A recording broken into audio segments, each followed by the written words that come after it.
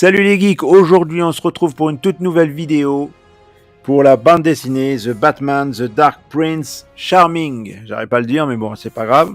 Et j'ai pris des éditions collector de chez... Alors c'est Marini qui a fait les bandes dessinées.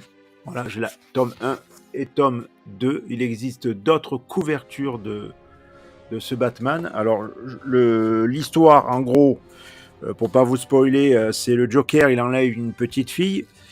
Et en gros, Batman, Bruce Wayne, pour pas spoiler, qu'il a un lien avec la petite fille, voilà.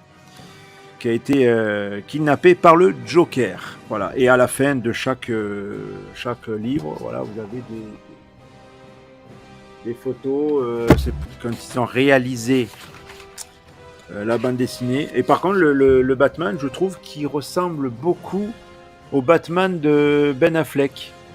Je trouve, ouais.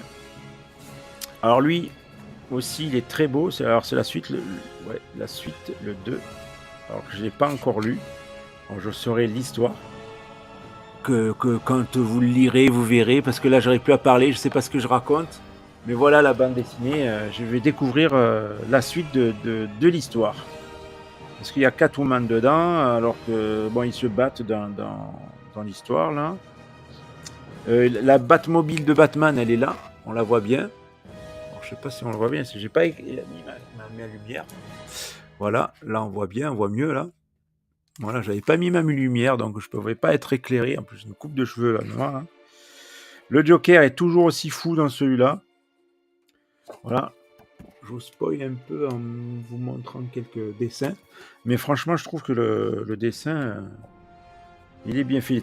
C'est très coloré. Alors, quand vous voyez le Joker tout autour, c'est très coloré. Et quand il y a Batman, il y a un peu c'est un peu sombre, vous voyez, un peu sombre. Voilà. Et franchement, j'adore. Là, on voit Batman et Catwoman. Voilà. Et c'est Marini qui a créé la BD. Et franchement, j'adore. J'adore. Voilà, là, on voit bien la Batmobile en grand, là. Voilà.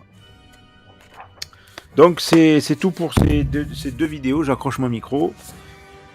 Ces deux vidéos, ces deux BD. Je sais même pas ce que je raconte. Ces deux bandes dessinées. J'espère que cette vidéo vous plaira. C'est une vidéo un peu à l'arrache, on va dire, parce que j'ai voulu vous présenter ces deux bandes dessinées un peu à la vite fait. Donc du coup, je n'ai rien préparé pour faire cette vidéo. Voilà. Donc je vous dis à la prochaine pour une nouvelle vidéo.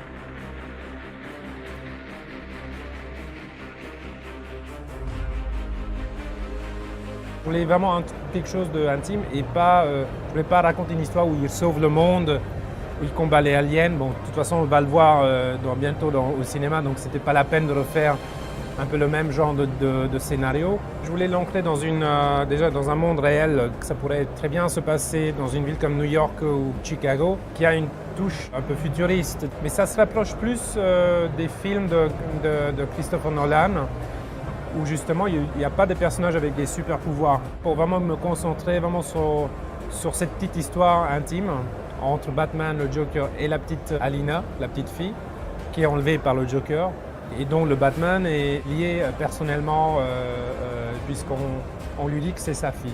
Et donc j'ai choisi quelques jouets que moi je considère les meilleurs, enfin à mon goût, Batman, Joker, Catwoman et Harley Quinn. Moi, j'ai essayé de créer un Joker à la fois bien sûr basé sur un Joker classique, qui est à la fois bien sûr un monstre, un psychopathe, un malade, mais qui est aussi un peu humain, drôle, j'espère, et un stratège, mais aussi un imbécile par moment.